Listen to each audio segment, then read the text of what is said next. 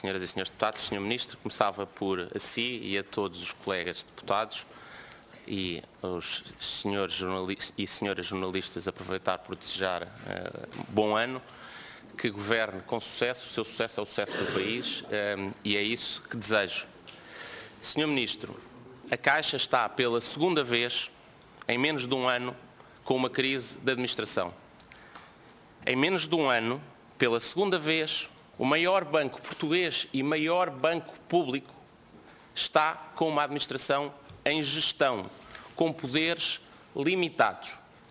O que é que isso diz do responsável pela função acionista que não consegue, mas é o responsável por o órgão fundamental, central, a cúpula, a cabeça da principal instituição financeira portuguesa estar decapitada 2 vezes num ano com uma administração em gestão. E a responsabilidade é de quem?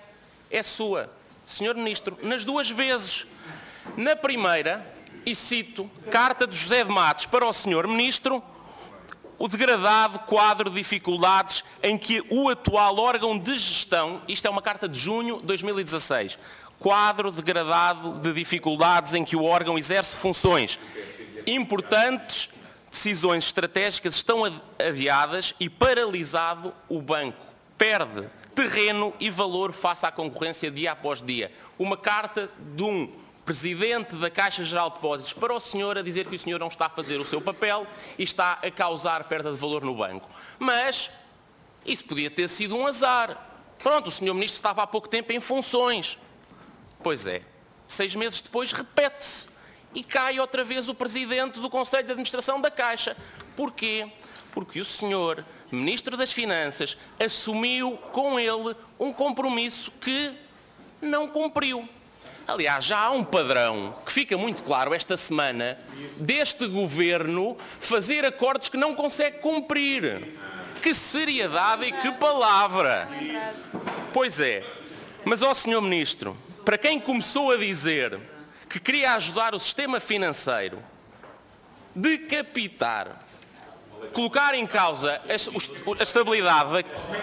Vamos criar condições, Sr. Deputado, interrompa enquanto não temos condições. Vamos criar condições para o Sr. Deputado António Leitão Amaro prosseguir. Faça favor, Sr. Deputado. Obrigado.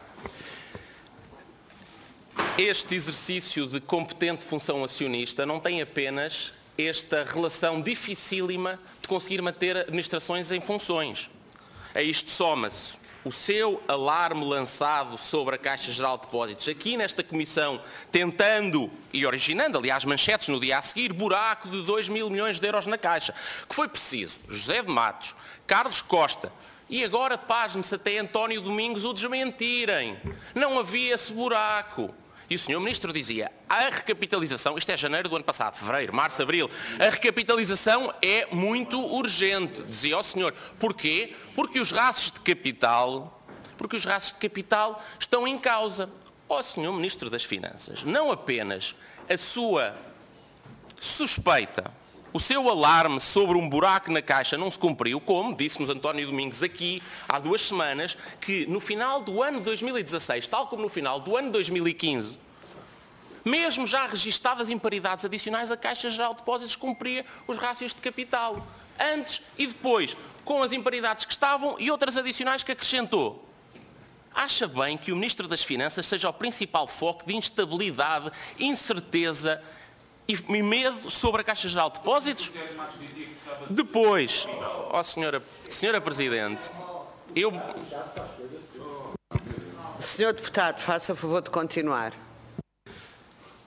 Uma administração proposta com modelo chumbado, administradores mandados para a escola, um regime de exceção para os administradores de um banco público que mais nenhuma empresa pública tem.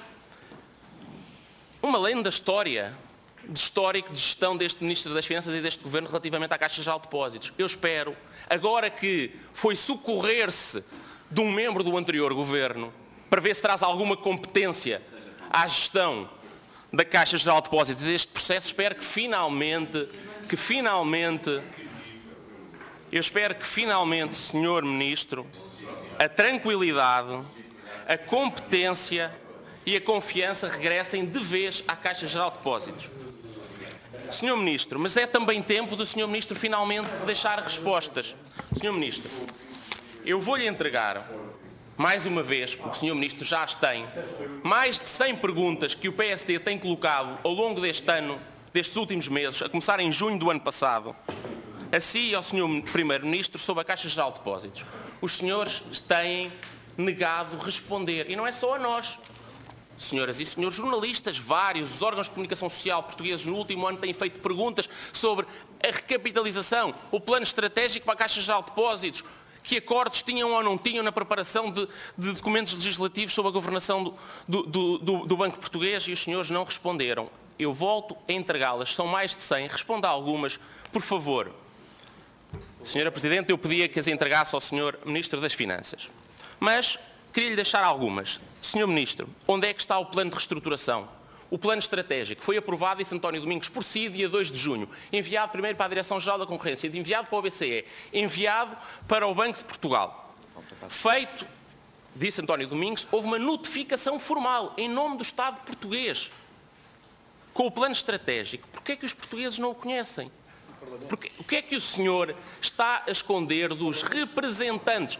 Se o banco é público, é suposto que o Parlamento, que fiscaliza o Governo, fiscalize as suas orientações estratégicas para o banco público. É suposto que os portugueses saibam o que é que o senhor está a esconder, Sr. Ministro. Depois, sobre imparidades. E, sobretudo, eu queria lhe perguntar sobre a justificação das necessidades de capital. António Domingos voltou a dizer que, ok, as imparidades e as necessidades de cobertura justificariam, ou no máximo, a expressão não é dele, mas justificariam 2.700 milhões, é a expressão literal dele. Então porquê é que estamos a falar de uma injeção de 5.100 milhões de euros? É que também já é um padrão típico.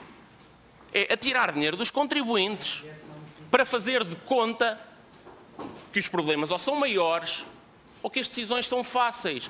Não, nós temos que nos habituar em Portugal a governar com recursos escassos e a não dispor dos dinheiros dos contribuintes assim, sem explicação, sem fundamentação, sem transparência e sem exigência. E nós continuamos a saber porque, qual é que é a razão para os senhores querem meter 5.100 milhões de euros. Espera, são 4.100 milhões de euros do dinheiro dos contribuintes e 1.000 de capital híbrido, chama-lhe António Domingos, privado na Caixa Geral de Depósitos.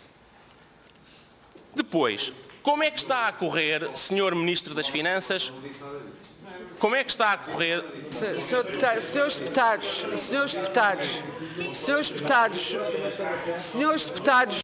Senhores deputados, vamos criar condições para que o Sr. Deputado António Leitão Amaro possa... Senhores deputados, depois da intervenção do Sr. Deputado António Leitão Amaro, se houver alguma questão a colocar sobre essa matéria, o Sr. Deputado pede a palavra. Sr. Deputado António Leitão Amaro.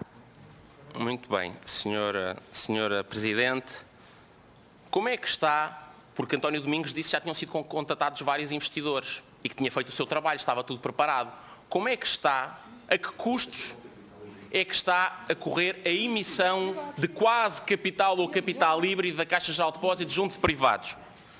Em segundo, últimas questões muito rápidas, Senhora Presidente. António Domingos disse-nos, e foi o primeiro a assumi-lo, eu queria aqui registar essa sinceridade, António Domingos, que lhe apresentou um conjunto de condições, que a principal era a exclusão do Estatuto do Gestor Público dos Administradores da Caixa, e que, estou a citar, o Governo deu-me o acordo aos termos que eu tinha apresentado, e mais, mandatou para convidar os outros administradores com essas condições. Vai ou não vai finalmente assumir a sua paternidade, maternidade, paternalidade em sentido geral, relativamente a este compromisso? Vai ou não? É ou não a responsabilidade sua e qual é o envolvimento do Sr. Primeiro-Ministro neste compromisso de isentar os administradores da Caixa de apresentarem declarações de rendimento, património e de limites aos salários, designadamente? E depois, terminar, vou terminar, Sra. Presidente, com uma pergunta importante. Preocupou-nos muito e preocupa ainda o acesso que administradores de um banco concorrente tiveram não só a informação privilegiada, isto significa informação que não era conhecida do mercado, quando estavam em funções no Banco Público.